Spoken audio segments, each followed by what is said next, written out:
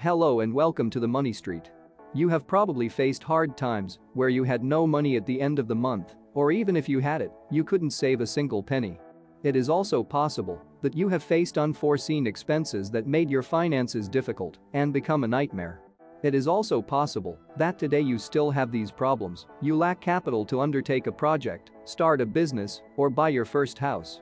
That is why we want to explain to you the keys to financial freedom.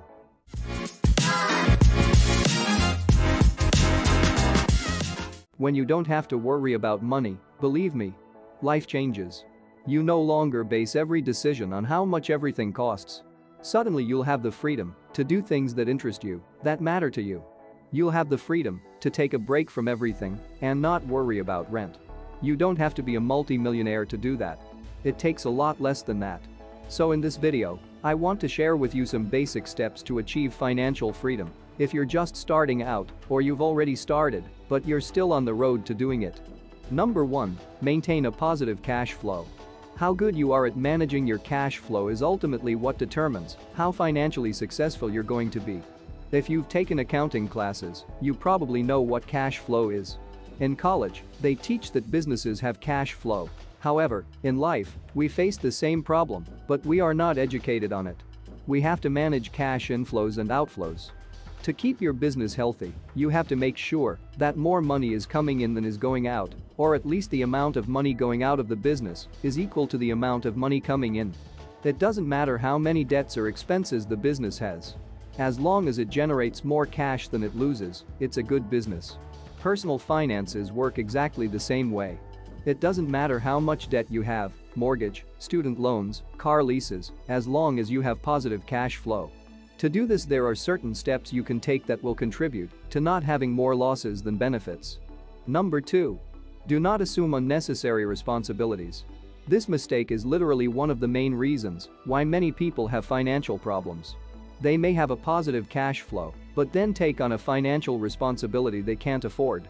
I'm not just talking about leasing a new car or going into credit card debt, but getting into an expensive relationship or starting a family. Don't get me wrong. I'm not saying that starting a family is a bad idea. But here's the equation, let's say your cash flow is balanced. You start a family, raise a child, your expenses go up, you get a second job or a promotion, and your income goes up as well. That's not bad.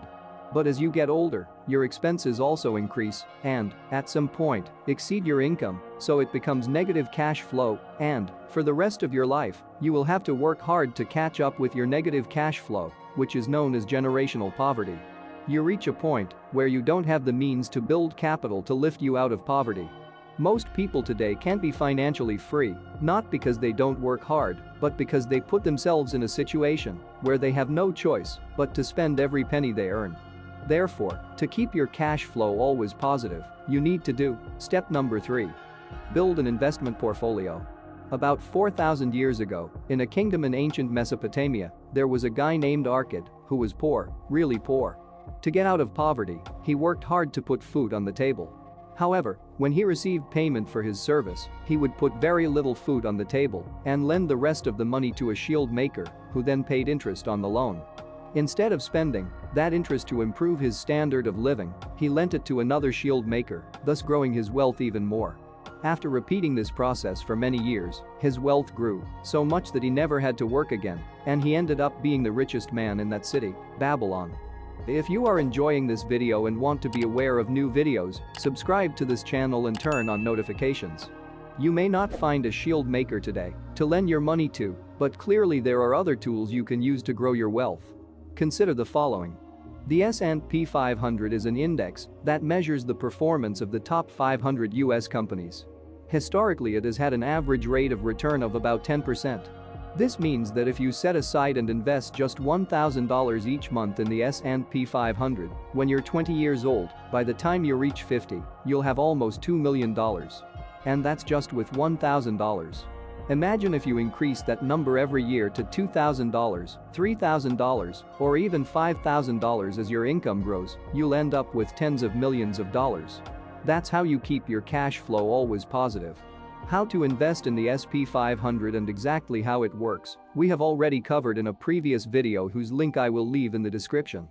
But before we continue, I want to remind you that we are not financial advisors and everything we say on this channel should not be taken as financial advice. You should do your own research before making any investment. Number 4. Don't invest all your money in the stock market because investing is not all sunshine and rainbows. If you put $1,000 in the S&P 500 in June 2007 and decided to withdraw it a year later because you had an emergency, how much do you think you would have made with that $1,000? I'm sorry to say this, but negative 50%. You would have to wait another 5 years until 2013 just to get your money back. And that's how the market works. It jumps up and down every day. Sometimes a crisis comes, and it may take a few years to recover. That's why, if you're serious about the stock market, you have to be in it for the long haul in order to make the profits. But to really feel that you are financially free, you need to have liquidity. If something goes wrong, you're not worried. If you get laid off, if the business goes bust, if the recession is just around the corner, no problem, you've covered yourself, you have enough cash to not worry about bills for at least 6 months. Number 5. Be sure to always have a plan. Everything we've talked about in this video sounds amazing, but how the hell do you come up with the money to do all that? The only viable option seems to be winning the lottery. You can, of course, try, good luck. However, you have another option, plan your spending. You're not going to build a 6-month cash cushion in a single month. You're not going to build $1 million investment portfolio in a few months. And guess what? You don't have to. Financial freedom is not the ultimate destination. The goal is not to simply make enough money and retire for good. Instead, you're looking to put yourself in a position where you're not going to base every decision on what everything costs. You're not going to take that new job just because you're getting paid a little bit more. You're probably going to keep working, but instead you're going to work on the things that matter most to you.